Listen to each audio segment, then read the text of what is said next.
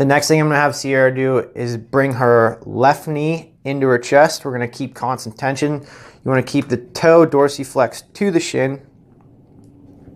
We're gonna hold each of these movements anywhere between 8 to 15 seconds, kind of depending on what your ailments are, how you're feeling that day, how tight you are, how loose you are.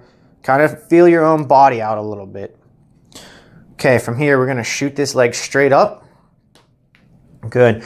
And from here, you don't want this knee bent. You wanna get it to a point where it's straight and you have flexion and you have tension within your hamstrings. So in other words, if Sierra couldn't get this straight, which this is very good, if your motion, just work with me a little bit here, if this is where you are at and this is the furthest you can get with your extremity, that's fine, but we wanna keep this in a straight line, okay?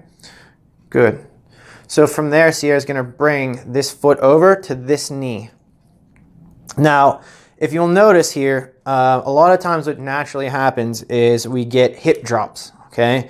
The hip starts to tend this way, we dip in, we're putting ourselves in a somewhat compromisable position. So what we wanna be mindful of is you really wanna make sure that these hips are elevated, straight, and you're really squeezing through your glutes, your hamstrings with support through your back.